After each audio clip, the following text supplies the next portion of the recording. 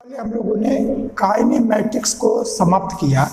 तो काइनेमैटिक्स में जो हम पढ़ते हैं उसमें ये देखते हैं कि जब कोई फोर्स लगता है तो उसमें वेलोसिटी इंक्रीज होता है, वेलोसिटी वर्क करता है। तो जो पार्ट हम डायनामिक्स का जिसमें केवल वेलोसिटी एक्सीलरेशन इसी का डिस्कस करते हैं, यानी उसमें फोर्स का डिस्कशन नहीं होता है, तो वो जो हमारा कंसिडरेशन होता है वो हमारा काइनेमैटिक्स में आता है। लेकिन फिर उसका जो दूसरा पार्ट रेक्टिलिनियर मोशन, तो रेक्टिलिनियर मोशन में वो मोशन होता है जो एक स्ट्रेट लाइन में वो मोशन हो। अब वो स्ट्रेट लाइन चाहे हमारा हॉरिजॉन्टल भी हो सकता है चाहे वर्टिकल भी हो सकता है। तो अब उसमें हम लोगों को सिंपल हार्मोनिक मोशन, इसको हम लोगों को पढ़ना है। तो जो सिंपल हार्मोनिक मोशन है वो सिंपल हार्मोनिक मोशन में कोई भी एक पार्ट के लिए वो मूव करता है और एक डिफरेंट डिफरेंस में अपने पोजीशन को बार बार रिपीट करता रहता है। तो उस तरह का जो मोशन होता है वो मोशन हमारा सिंपल हार्मोनिक मोशन होता है। अब सिंपल हार्मोनिक मोशन को मैथमेटिकली आप समझेंगे तो यदि कोई भी एक फोर्स लगे और उस फोर्स का जो डायरेक्शन हो वो ऑलवेज एक फिक्स्ड पॉइंट की ओर हो, यानी जो सिंपल हार्मोनिक मोशन हम लोग समझना चाहते हैं उसको कुछ उसके बेस है, जिस बेस पे आगे की चीज़ें को हमको समझना है। तो यदि पहला तो कि हम ये रेक्टिलिनियर मोशन में ये सब हम कर रहे हैं उसी का सिंपल हार्मोनिक मोशन एक पार्ट है, और जो सिंपल हार्मोनिक मोशन है वो हमारा स्ट्रेट लाइन में ही होगा। वो स्ट्रेट लाइन हम हॉरिजॉन्टल रहे तो भी हम उसको डिस्कस करेंगे, इसके बाद जो हमारा आर्टिकल आएगा वो वर्टिकल रहे तो भी हम क्या करेंगे। तो अभी किसी स्ट्रेट लाइन पे कोई पार्टिकल मूव करता है और वो दो कंडीशन को सेटिस्फाई करे। पहला कंडीशन है कि उसका जो डायरेक्शन हो वो ऑलवेज एक फिक्स्ड पॉइंट की हो, यानी कोई भी एक पार्टिकल मूव करे तो वो इस तरह से मूव करे कि उसका डायरेक्शन ऑलवेज एक फिक्स्ड पॉइंट की ओर हो।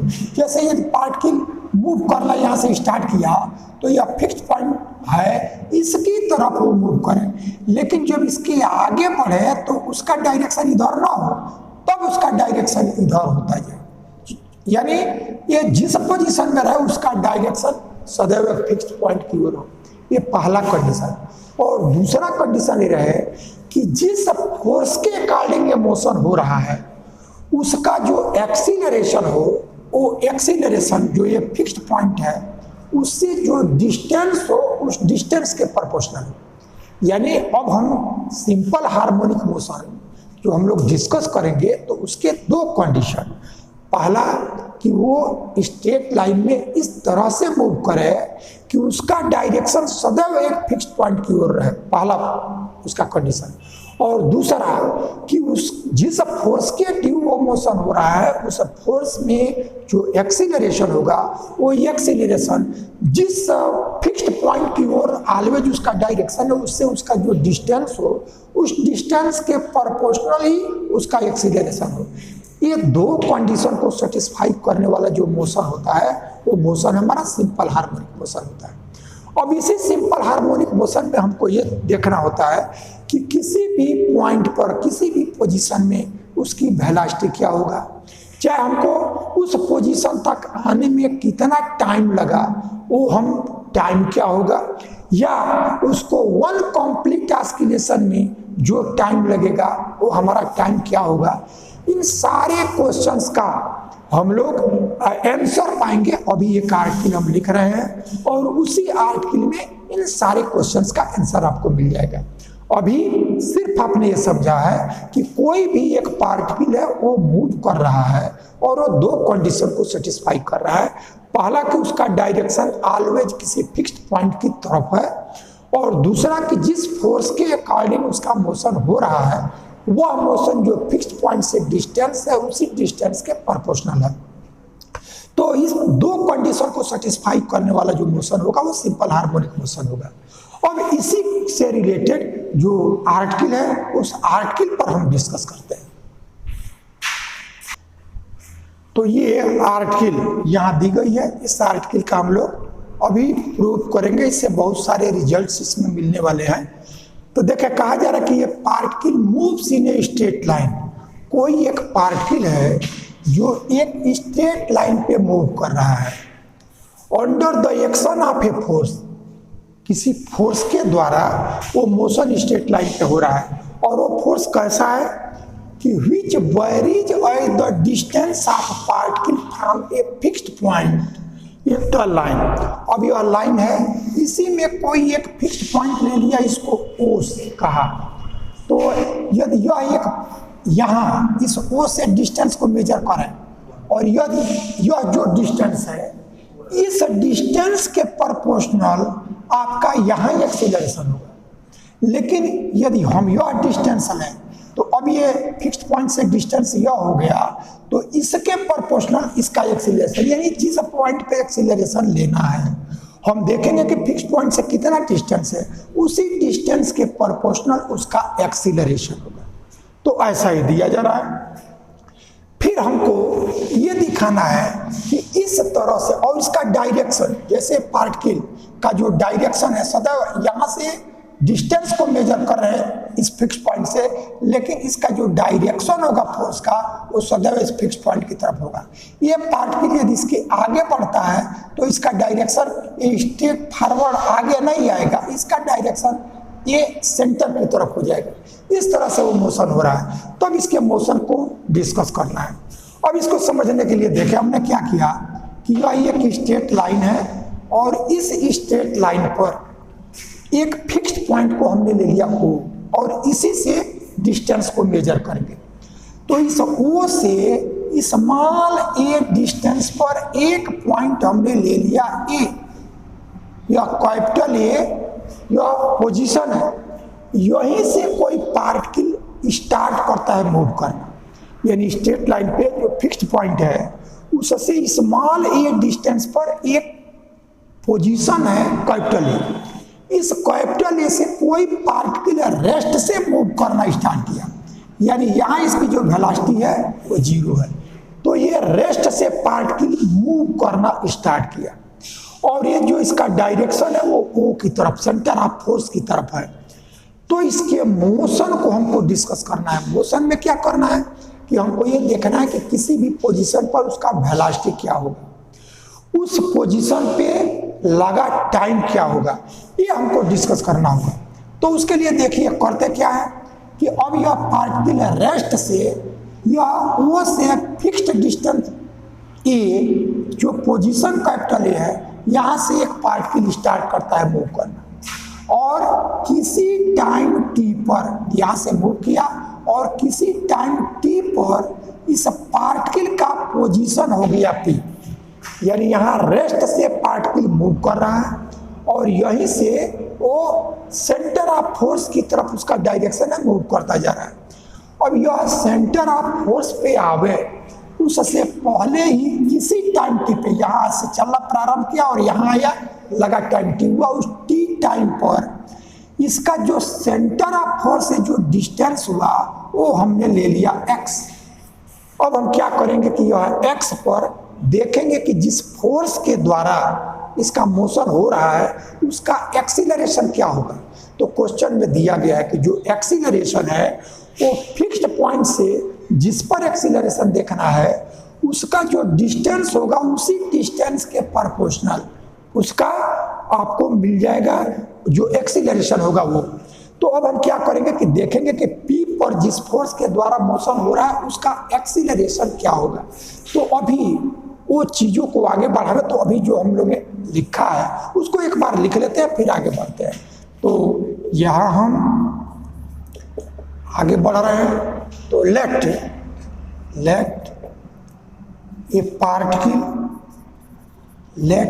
Particle moves in a straight line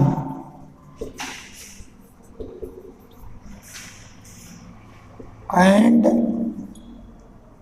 O is a fixed point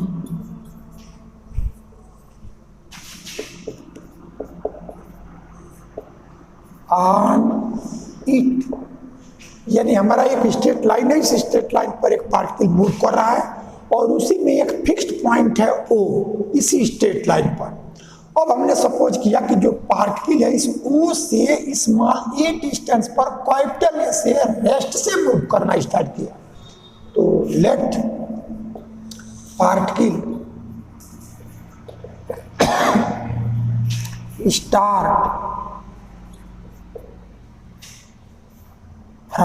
start the motion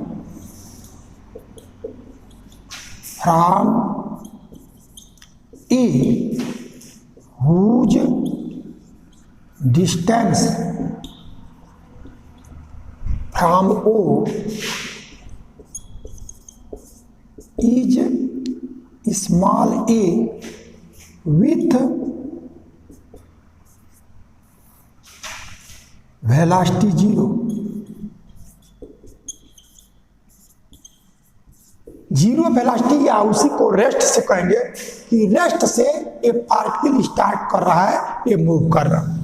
तब हम क्या करेंगे, जो P है उस P पर एक्सीलरेशन निकालेंगे। तो एक्सीलरेशन एट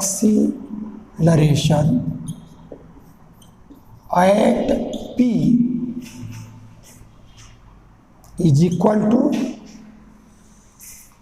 AX लिया गया है। अभी P क्या है, P को भी थोड़ा सा एक बार हम उसको डिस्कस कर ले कि what is P।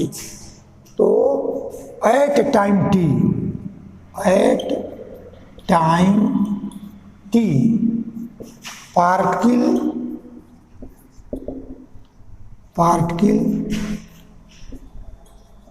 reaches at position P, at position P, whose distance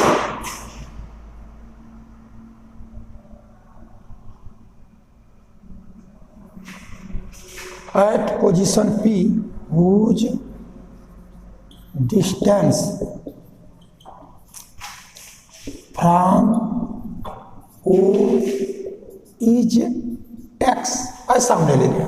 तो अभी तक क्या किया, सिर्फ ये लिखा गया है कोई एक स्ट्रेट लाइन है, इस स्ट्रेट लाइन पे कैपिटल A जो यह फिक्स्ड पॉइंट O है उससे स्मॉल a डिस्टेंस पर रेस्ट से एक पार्टिकल मूव करना स्टार्ट किया और किसी टाइम t पर इसका पोजीशन P हो गया और P का जो डिस्टेंस है, जो सेंटर ऑफ फोर्स O है उससे स्मॉल x डिस्टेंस पर है। तब हम देखेंगे कि क्वेश्चन में दिया गया है कि किसी पॉइंट पर जिस फोर्स के ड्यू ये मोशन हो रहा है उसका जो एक्सीलरेशन है वो एक्सीलरेशन फिक्स्ड पॉइंट O से जो डिस्टेंस है उसी के प्रोपोर्शनल है। तो since acceleration of force is proportional to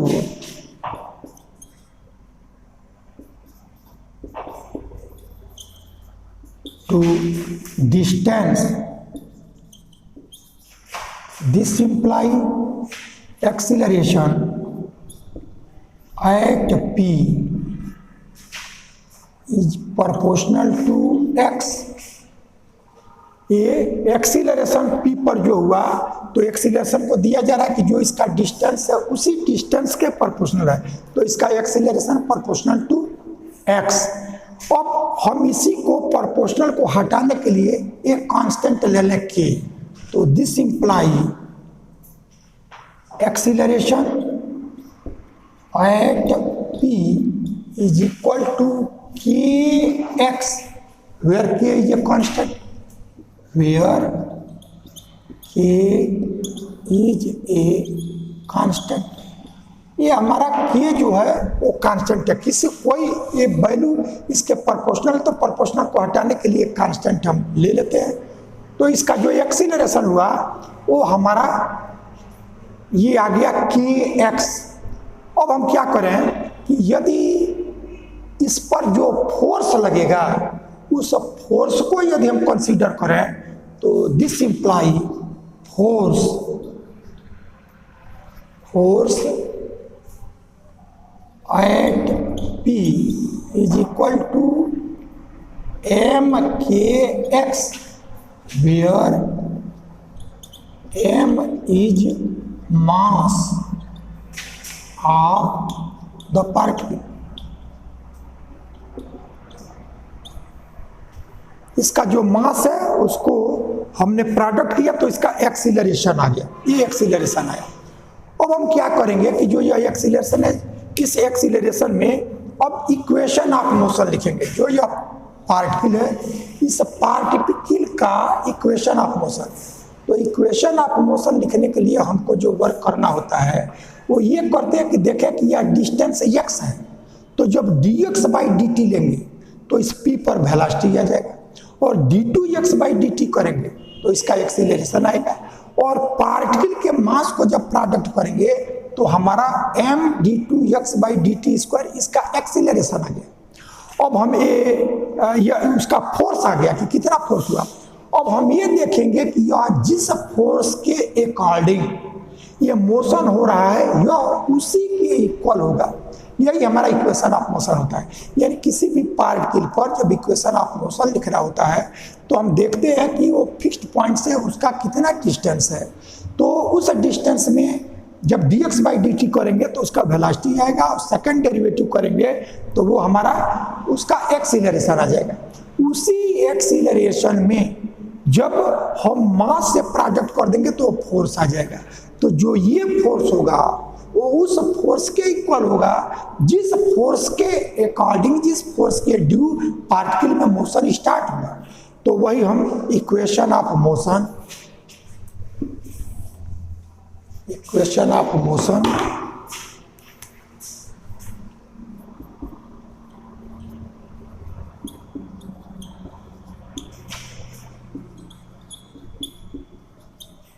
at P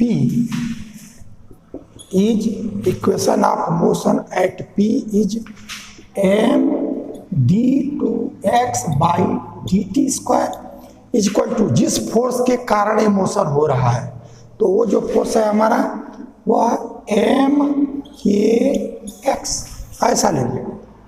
तो अब हम क्या करेंगे कि जो ये फोर्स है इसमें मास से मास आपका कैंसिल हो जाएगा, kx यही बचेगा। तो अब हम करते ही हैं कि इसमें इक्वेशन ऑफ मोशन में देखेंगे कि यहाँ हमको निगेटिव लेना पड़ता है, और निगेटिव क्यों, उसका भी रीजन है। जैसे देखें, जब पार्टिकल को यहाँ से स्टार्ट किया गया, तो जब यहाँ से स्टार्ट हुआ तो पार्टिकल का वेलोसिटी 0 था। अब इस 0 से इस पर जब फोर्स लगाया गया तो पार्टिकल की वेलोसिटी बढ़ती गई। तो पार्टिकल की वेलोसिटी बढ़ती जा रही है, लेकिन जो x है वो क्रमशः डिक्रीज करता जा रहा है। यहाँ से स्टार्ट किया तो फिक्स्ड पॉइंट से ये डिस्टेंस ये है। अब जो आप आगे बढ़ते जाएंगे इसका डिस्टेंस कम होता जाएगा। तो जो वेलोसिटी इंक्रीज कर रहा है और x आपका डिक्रीज कर रहा है तब हम निगेटिव साइन का यूज करेंगे। यदि वेलोसिटी भी, अब इस वेलोसिटी से हम लोग एक पार्टिकल स्टार्ट करें और यदि ये पार्टिकल का डायरेक्शन इधर हो तो हमारा x भी बढ़ता जाएगा, तो वेलोसिटी भी बढ़ती जाए और डिस्टेंस भी बढ़ता जाए, तब हम वहाँ पॉजिटिव साइन का यूज करेंगे। लेकिन ये फोर्स लगाया गया, फोर्स के डायरेक्शन में x डिक्रीज करता जाए तब हम वहाँ निगेटिव साइन का यूज करते हैं। तो this imply d2x/dt² is equal to -kx ऐसा है। तो इसको हमने ले लिया, यह 1, ये इक्वेशन 1 है। तो अभी तक जो वर्क किया गया उसमें सिर्फ ये किया गया कि हमारा कोई एक स्ट्रेट लाइन है और स्मॉल ए डिस्टेंस पर रेस्ट से कोई पार्टिकल फिक्स्ड पॉइंट O है उसकी तरफ मूव करना स्टार्ट किया, और ये पार्टिकल इस सेंटर ऑफ फोर्स पे आवे उससे पहले ही किसी टाइम t पर इसका पोजीशन P हो गया, और इस P का इस सेंटर ऑफ फोर्स से जो डिस्टेंस है वो स्मॉल x ले लिया। अब हम क्या करेंगे, P पर इक्वेशन ऑफ मोशन लिखेंगे। तो इक्वेशन ऑफ मोशन, इस पे हम x है dx/dt, d2x/dt² एक्सीलरेशन मास से प्रोडक्ट किया, हमको यहाँ ये मिल गया md2x/dt²। अब इसमें कह रहा है कि इसका जो एक्सीलरेशन है, जिस फोर्स के ड्यू मोशन हो रहा है उसका एक्सीलरेशन जो फिक्स्ड पॉइंट है उससे जो डिस्टेंस है उसके प्रोपोर्शनल है। तो यहाँ जो एक्सीलरेशन p हुआ उसका डिस्टेंस फिक्स्ड पॉइंट से x है, इसलिए एक्सीलरेशन इसके प्रोपोर्शनल। इसी एक्सीलरेशन के लिए हम जब इक्वालिटी करेंगे तो कोई एक कांस्टेंट k ऐसा हम ले लेते हैं। तो अब इसमें ये तो एक्सीलरेशन हुआ, तो फोर्स जब लेंगे तो मास से प्रोडक्ट कर देंगे, ये हमारा फोर्स आ गया। अब इक्वेशन ऑफ मोशन पर md2x/dt² और जिस फोर्स के कारण हो रहा है वही फोर्स, तो जब यह x के इंक्रीजिंग डायरेक्शन में रहता तो प्लस, लेकिन x के डिक्रीजिंग डायरेक्शन में है इसलिए यहाँ हम निगेटिव साइन का यूज करते हैं। तो ये इक्वेशन हमारा यहाँ से मिल गया। अब हम क्या करेंगे कि इसी से ये तो dx/dt निकालेंगे, तो dx/dt निकालेंगे तब हमको dx/dt ही वेलोसिटी हो जाएगा। तब हमको वहां से ये मिलेगा कि किसी भी डिस्टेंस पर वेलोसिटी क्या होगा वो चीज हमको मिल जाएगी। तो अब यहाँ से हम इसको इंटीग्रेट करके जो यह सेकेंड डेरिवेटिव में है, इस सेकेंड डेरिवेटिव को इंटीग्रेट करके हम इसको फर्स्ट डेरिवेटिव में चेंज करेंगे, और जब फर्स्ट डेरिवेटिव होगा तो dx/dt होगा तो हमारा वेलोसिटी हो जाएगा।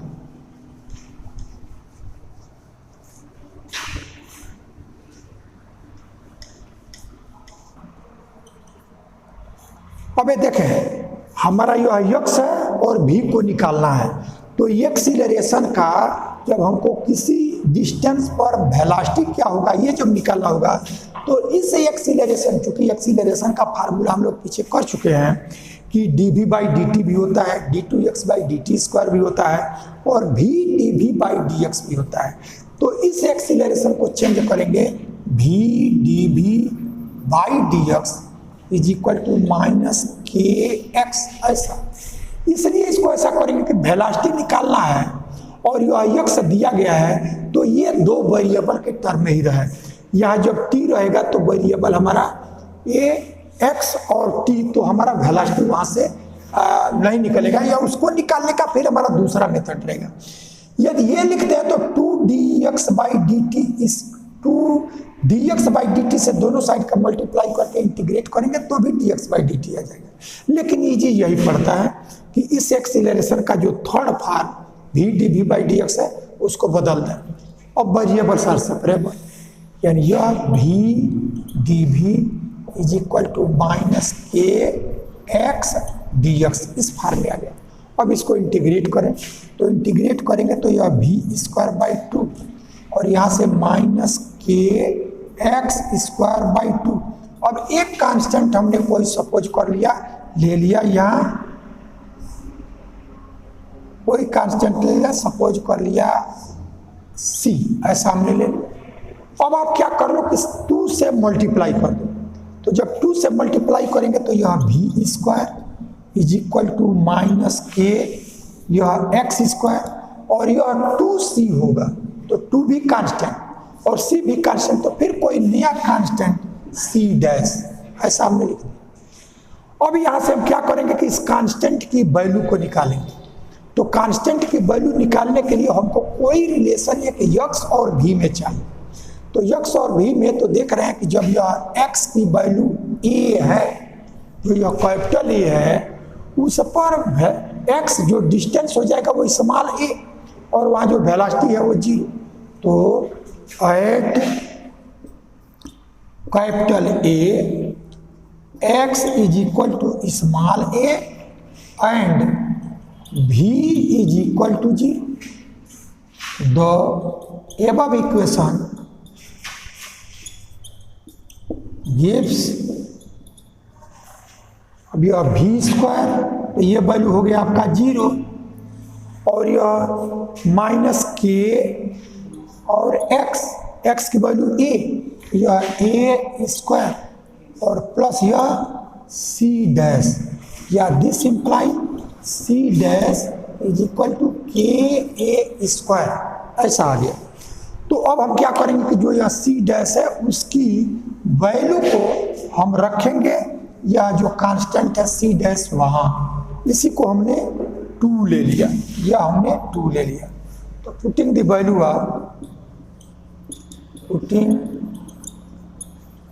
Value of C dash in equation 2, we find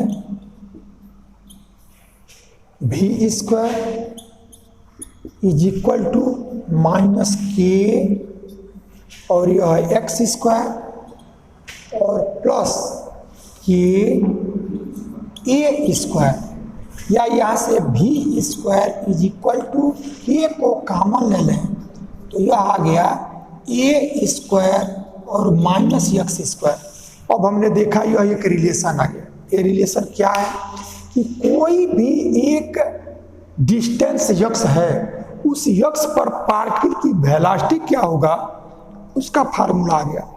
यानी जिस यक्स पर वेलोसिटी निकालना होगा, ये यक्स क्या है कि सेंटर ऑफ फोर्स से डिस्टेंस, तो सेंटर ऑफ फोर्स से जितने डिस्टेंस पर वेलोसिटी निकालना होगा वही डिस्टेंस इसमें रख देंगे, तब हमारा उस पॉइंट का वेलोसिटी आ जाएगा। अब थोड़ा सा जो ये मोशन हो रहा है, जो सिंपल हार्मोनिक मोशन, उसका नेचर कैसे सिंपल हार्मोनिक मोशन हो रहा है, तो अब यहाँ से आप देखें थोड़ा सा आगे कुछ चीज़ों को और समझें। तो हमने क्या किया कि पार्टिकल या जो ए है वहाँ से रेस्ट से ट्रेवल करना स्टार्ट किया और किसी टाइम टी पर इसका पोजीशन हो गया पी, जिसका सेंटर ऑफ फोर्स से डिस्टेंस हुआ एक्स। अब इस यक्स पर वेलोसिटी क्या हुआ, भी तो यहाँ 0 है, यहाँ वेलोसिटी क्या हुआ उसके लिए हम लोगों ने फार्मूला निकाला और यह वैल्यू आ गया। इसी में आप देखेंगे कि जब यह पार्टिकल मूव करते हुए पी पर आए और पी से फिर जब सेंटर ऑफ फोर्स पे आ जाएगा तब यह यक्स की वैल्यू 0 हो जाएगा, और जब यक्स की वैल्यू 0 होगा तब देखें सेंटर ऑफ फोर्स पर वेलोसिटी क्या हो रहा है। तब यहाँ जब एक्स की वैल्यू को 0 करेंगे तो उस 0 से हमको मिल गया कि v square equal to k a square. अब v की value under root k a ऐसा आया। तो अब हमने देखा कि जब ये पार्टिकल मूव करते हुए सेंटर ऑफ फोर्स पे आया तो वहाँ उसका वेलोसिटी 0 नहीं हुआ। वेलोसिटी हमारा जो निकाला गया उसमें यक्स की वैल्यू 0 करेंगे तो v की वैल्यू रूट के ए आए। इट मीन्स, और यहाँ जो फोर्स होगा, जिस फोर्स के कारण ये मोशन हो रहा है, तो फोर्स का एक्सीलरेशन जो है वो यक्स के प्रोपोर्शनल है। तो यहाँ सेंटर ऑफ फोर्स पे यक्स 0 हो गया, यानी यहाँ जो फोर्स था वो फोर्स काम नहीं कर रहा है, फोर्स 0 हो गया, लेकिन यहाँ वेलोसिटी 0 नहीं हुआ। तो इसलिए जब फोर्स नहीं है लेकिन उसमें वेलोसिटी है, तो उस वेलोसिटी से जो वेलोसिटी का डायरेक्शन है उसी डायरेक्शन में वो आगे बढ़ेगा। तो अब ये जो वेलोसिटी का डायरेक्शन है वो आगे बढ़ेगा उस वेलोसिटी से। किस वेलोसिटी से? यहाँ जो v की वैल्यू आया, ये जो v स्क्वायर, इसकी value k a square, x को 0 कर दिया सेंटर ऑफ फोर्स पर, तो दिस इंप्लाई योर v इसकी वैल्यू रूट k और यह a ऐसा है। तो अब इस वेलोसिटी से पार्टिकल आगे बढ़ेगा। आप एग्जाम्पल के रूप में ये जानते हैं, यदि आप कोई साइकिल चला रहे हैं तो जब बल लगा रहे हैं तो साइकिल आगे बढ़ रही है, लेकिन यहाँ पैडल पर बल लगाना बंद कर दें और उसमें वेलोसिटी है तो उस वेलोसिटी से वो कुछ समय तक वो आगे चलेगा।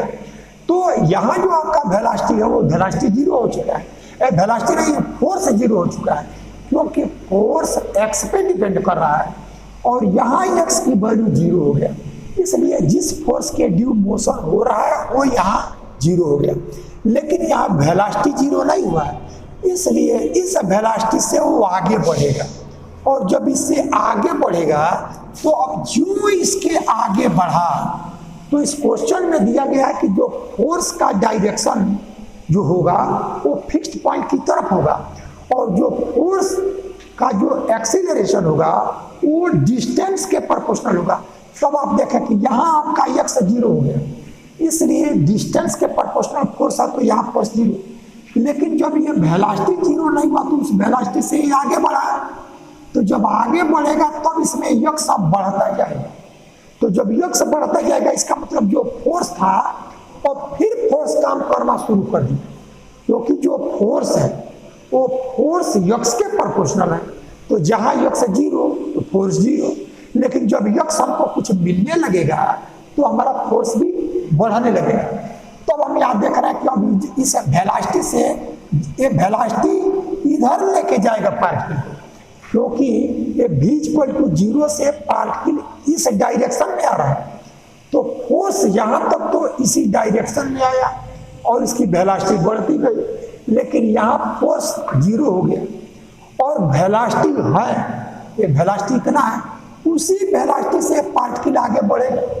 लेकिन जब ये आगे बढ़ा तो फिर यक्स आपका बढ़ना स्टार्ट हो गया, और जब यक्स बढ़ना स्टार्ट हुआ तब फोर्स बढ़ना शुरू हो गया, क्योंकि फोर्स हमारा यक्स के प्रोपोर्शनल है। लेकिन जो ये फोर्स बढ़ रहा है उसका डायरेक्शन अब इधर नहीं है, उसका डायरेक्शन इधर हो गया। यहाँ हमारा जो फोर्स है उस फोर्स का डायरेक्शन सेंटर ऑफ फोर्स की तरफ है और हमेशा सेंटर ऑफ फोर्स की तरफ ही रहेगा। तो लेकिन जब पार्टिकल इधर बढ़ा तो उसका डायरेक्शन सेंटर ऑफ फोर्स इधर हो गया, तब यह फोर्स इधर काम कर रहा है। और वेलोसिटी तो बिना फोर्स के यहाँ है, तो उसी डायरेक्शन में, जिस डायरेक्शन में आ रहा है उसी डायरेक्शन में वो आगे बढ़ेगा।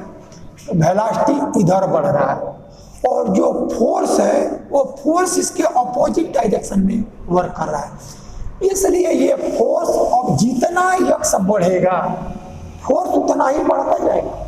तो जब वेलोसिटी इधर बढ़ रहा है उसके अपोजिट डायरेक्शन में फोर्स लग रहा है, इसलिए ये फोर्स उस वेलोसिटी को कम करता जाएगा और एक कम होते होते एक पोजीशन ऐसा आएगा कि इसकी वेलोसिटी जीरो हो जाएगी, क्योंकि ये जितना ही आगे बढ़ेगा एक्स उतना ही बढ़ता जाएगा, इससे डिस्टेंस उतना ही बढ़ेगा, और जितना ही एक्स बढ़ेगा उतना ही फोर्स बढ़ेगा, क्योंकि फोर्स हमारा एक्स के प्रोपोर्शनल है।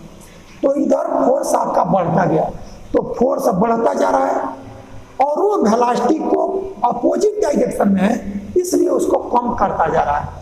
अब जब कम करता जा रहा है तो एक पोजीशन ऐसा आएगा कि उसके वेलोसिटी को बिल्कुल जीरो कर देगा। तो अब हमें देखेंगे कि इसकी वेलोसिटी कितने डिस्टेंस पर जीरो होगा। तो इसी वैल्यू को देखो, v स्क्वायर ये वैल्यू v स्क्वायर का value a square minus x square ऐसा है। अब यह वेलोसिटी जीरो हो जाए तो हमारा फिर x की वैल्यू क्या होगा, तो यह k और यहाँ से a square minus x square, k को इधर ट्रांसपोज करें जीरो, यानी a square minus x square equal to zero. This imply x equal to plus minus है, ऐसा है। तो इसका मतलब ये है इस सेंटर से ए डिस्टेंस पर तो इसका वेलोसिटी जीरो है ही है, यहीं से वो मूव करना स्टार्ट किया है। अब इधर प्लस ले रहे हैं तो इसका अपोजिट माइनस, यानी जितना डिस्टेंस प्लस ए पर भी वेलोसिटी और यह माइनस ए इसके अपोजिट डायरेक्शन में हुआ, इसकी भी वेलोसिटी जीरो हो गया। तो यहाँ से पार्टिकल स्टार्ट किया और जो जो इसका एक्स कम होता जा रहा है उसका फोर्स कम होता जा रहा है, और ये जो वेलोसिटी है वो वेलोसिटी जब ओ पर आया तो सेंटर ऑफ फोर्स पर तो इसकी वेलोसिटी जीरो नहीं हुआ, क्योंकि वेलोसिटी हमारा इतना निकला है, तो भी वेलोसिटी ये है।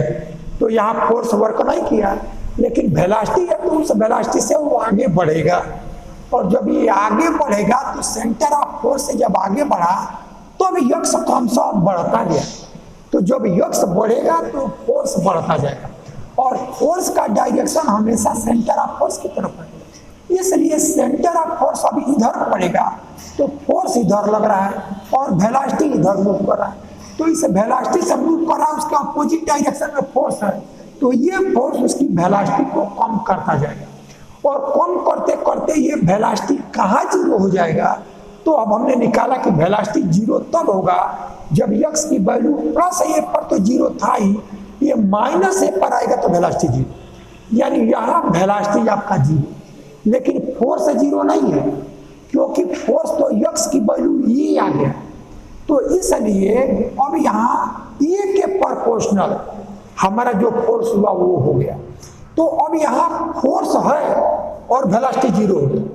तो जो ये फोर्स है, जब वेलोसिटी ये आपका जीरो आ गया, तो जब ये फोर्स है वो फोर्स ही काम कर रहा है, तो इसका मतलब फोर्स ऑफ सिंगल बचा, वो फोर्स इस पार्टिकल को अपने डायरेक्शन में लाएगा, तो उसका डायरेक्शन तो सेंटर ऑफ फोर्स की तरफ है। इसका मतलब ये फिर अब पार्टिकल इधर आएगा, क्योंकि यहाँ वेलोसिटी जीरो, वेलोसिटी के कारण ये आगे बढ़ा है और फोर्स उसके अपोजिट डायरेक्शन में। तो फोर्स जो जो बढ़ता जाएगा, एक्स फोर्स बढ़ता जाएगा, जो जो फोर्स बढ़ेगा वेलोसिटी के अपोजिट डायरेक्शन में, इसलिए वो कुछ समय के बाद कुछ दूरी पर उसकी वेलोसिटी को जीरो कर देगा, और वो दूरी कितना हुआ, माइनस ए डिस्टेंस पर ये जीरो हो गया। अब यहाँ वेलोसिटी जीरो हुआ, लेकिन ये फोर्स जीरो नहीं हुआ। फोर्स तो ये डिस्टेंस ए है और उसके प्रोपोर्शनल, तो फोर्स ये हमारा जीरो नहीं है। तो अब ये फोर्स अब अपने डायरेक्शन में, वेलोसिटी तो आगे बढ़ रहा था, अब वो वेलोसिटी खत्म, तो सिर्फ फोर्स बचा। तो ये फोर्स का डायरेक्शन सेंटर ऑफ फोर्स की तरफ है, तो ये फोर्स इसको इधर लाएगा। तो जब इधर आएगा तो फिर एक्स कम होता जाएगा, और जब यह वैल्यू यहाँ एक्स की वैल्यू जब यह ए रहेगा, चाहे प्लस ए चाहे माइनस ए, तो वेलोसिटी जीरो होगा। लेकिन एक्स की वैल्यू जब यहाँ ए न रहे, माइनस ए न रहे, ए को छोड़ करके एक्स की वैल्यू दूसरा रहेगा, तब यह वेलोसिटी जीरो नहीं होगा। इसका मतलब जो जो अब ये इधर की तरफ बढ़ेगा, ये एक्स कम होगा, और जब यह एक्स कम होगा तब ये वैल्यू बढ़ती जाएगी, क्योंकि इसमें से सब्ट्रैक्ट हुआ, तो ये जितना कम घटेगा उतना ही वैल्यू बढ़ेगा। तो अभी तो यहाँ जब x की वैल्यू ए था, माइनस ए था, तब ये जीरो आ गया। लेकिन जब x की वैल्यू जब यह इधर की तरफ आएगा, तो यह क्रमशः a से कम होता जाएगा। तो जब कम होगा तब ये वेलोसिटी हमारा जीरो नहीं होगा। तो जितना ये कम होता जाएगा x, ये वेलोसिटी उतना ही बढ़ता जाएगा। तो ये वेलोसिटी हमारा x क्रमशः a, इसका डायरेक्शन सेंटर ऑफ फोर्स की तरफ है, तो ये कम होते होते फिर यहाँ आएगा। अब यहाँ आएगा तो फिर जब x की वैल्यू जीरो, अब इधर से आया तो फिर वही वेलोसिटी हो गया। अब इस वेलोसिटी से पार्टिकल आगे आएगा, तो जब ये आगे आएगा फिर अब इधर बढ़ा, तो अब इधर जब बढ़ेगा तो फिर अब x बढ़ता जाएगा, और जब x बढ़ेगा तो अब उसका डायरेक्शन इधर, तो वेलोसिटी इधर काम कर रहा है, क्योंकि इधर से लौटते समय वेलोसिटी का डायरेक्शन इधर हो गया।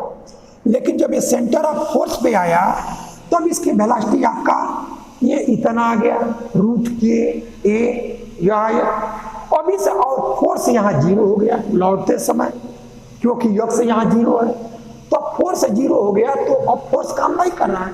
लेकिन ये वेलोसिटी इतना यहाँ है, तो इस वेलोसिटी से आगे बढ़ेगा। अब जब आगे बढ़ेगा तब x क्रमशः बढ़ता जाएगा, और जब x बढ़ेगा तो f बढ़ता जाएगा। तो वेलोसिटी आपका इधर हुआ, और x अब x का डायरेक्शन जब इधर रहेगा तो भी सेंटर ऑफ फोर्स की तरफ, और जब इधर रहेगा तो भी सेंटर ऑफ फोर्स की तरफ। तो वेलोसिटी का अब डायरेक्शन इधर है, और फोर्स का डायरेक्शन सेंटर ऑफ फोर्स की तरफ है।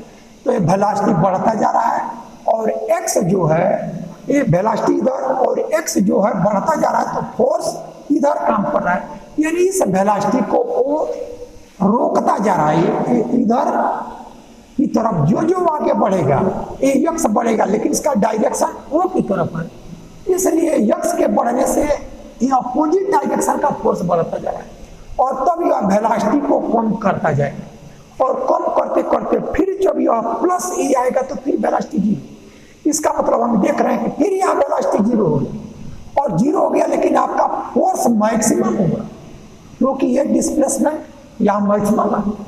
अब इस फोर्स से फिर ये फोर्स जो है उसका डायरेक्शन सेंटर ऑफ फोर्स की तरफ है, तो फिर ये पार्टिकल को इधर लाएगा। इस तरह से प्रोसीजर चलता ही रहेगा। तो अब हमें देख रहे हैं कि इन्हीं दो पॉइंट के बीच ये पार्टिकल बार बार रिपीट कर रहा है, और इस तरह का जो मोशन होता है वही मोशन हमारा सिंपल हार्मोनिक मोशन होता है। तो अभी हम लोगों ने निकाला कि v की वेलोसिटी किसी पोजीशन पे क्या हुआ। अब हम निकालेंगे कि v की वेलोसिटी हमारा किसी टाइम पर, यानी किसी टाइम पर एक्स की वैल्यू क्या होगा। यानी हमने ये देखा कि इस यक्स पर वेलोसिटी क्या हुआ वो तो निकालेगा, लेकिन इस यक्स पर टाइम कितना हुआ वो टाइम हम निकालेंगे। तो v से t को निकालना है, इसलिए हम v को चेंज कर लेंगे dx बाई dt में। तो जब dx बाई dt में चेंज करेंगे तब ये वैल्यू हमारा x और t में आएगा। Square is equal to a square minus x square. This implies dx by dt इसका स्क्वायर, यह value a square minus x square ऐसा आ गया। अब dx by dt is equal to plus minus under root k और under root a square minus x square ऐसा हो। तब हम क्या करेंगे, यह जो dx बाई dt है उसकी ये वैल्यू तो वेरिएबल साथ साथ दो साइन है, दोनों का हम यूज डिफरेंट पोजीशन में करते हैं। जैसे यहाँ से पार्टिकल स्टार्ट किया और टाइम को यहाँ मेजर कर रहे हैं, तो जब टाइम को मेजर करेंगे तो यह जब t बढ़ रहा है तो यक्स डिक्रीज हो रहा है। तो जब यक्स के डिक्रीजिंग डायरेक्शन में हम लेंगे तो वहां हमारा निगेटिव साइन का यूज करेंगे।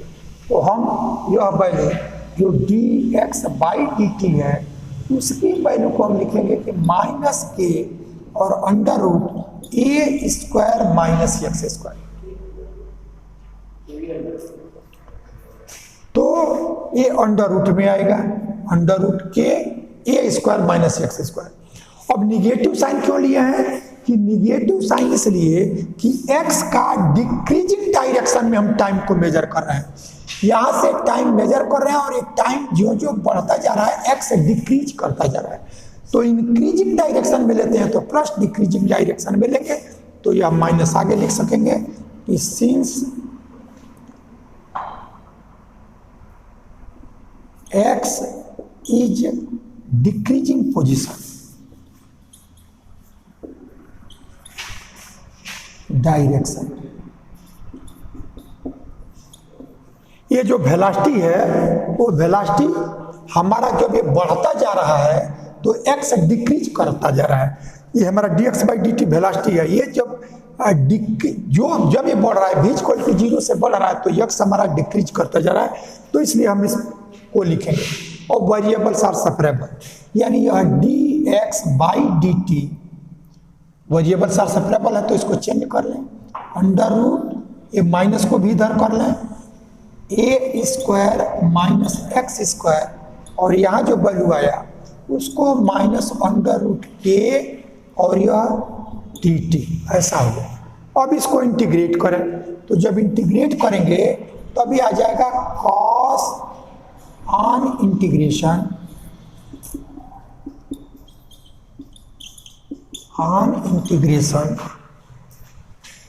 We have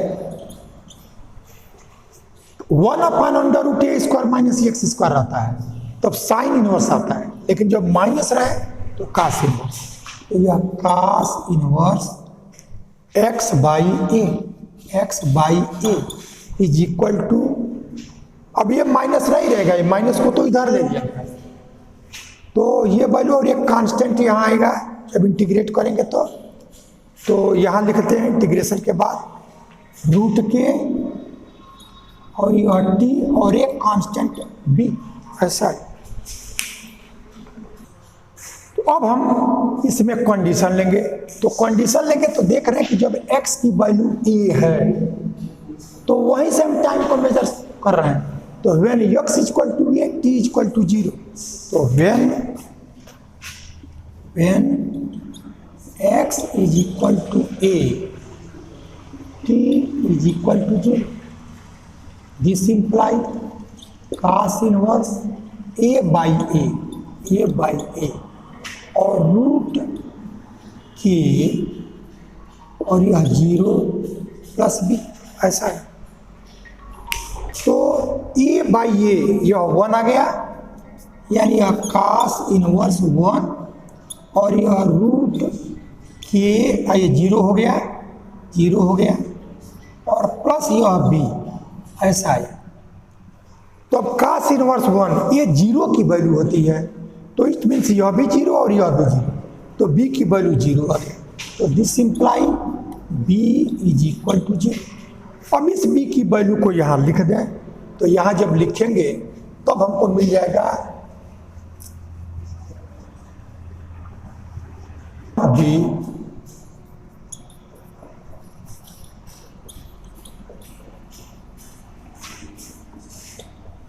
putting the value of b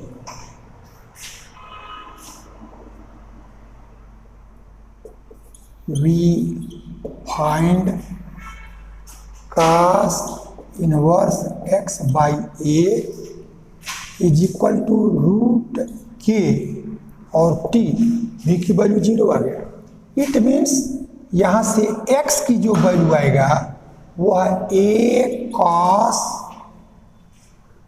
root के टी, ऐसा आ गया। तो इस तरह से हमने देखा कि किसी भी डिस्टेंस पर टाइम क्या होगा, तो टाइम और यक्स में यह एक रिलेशन आ गया। तो इस तरह से हम लोगों ने पूरे आर्टिकल में दो वर्क किया। एक तो ये कैपिटल ए जिसका पोजीशन सेंटर ऑफ फोर्स से स्मॉल ए डिस्टेंस पे है, वहाँ से रेस्ट से यदि पार्टिकल मूव करना स्टार्ट करे तो किसी भी डिस्टेंस एक्स पर जो वेलोसिटी होगा वो हमारा v square is equal to k a square minus x square, ऐसा आया। और यहाँ से x की वैल्यू यह a cos रूट के और t, ऐसा आया गया। लेकिन सामान्यतः ये जो वर्क हम लोगों ने किया है, इस वर्क में जो कांस्टेंट हम लोगों ने के लिया है, सामान्यतः डिफरेंट बुक्स में इसको म्यू लिया है, वो जो कांस्टेंट आया है वो म्यू। तो इसको हम कांस्टेंट जो के है उसको हम म्यू ही लेंगे, क्योंकि जनरल नोटेशन वही है। तो उसका नोटेशन को हम लोग म्यू का जब यूज करेंगे तो x equal to a cos root mu t, ऐसा समझेंगे।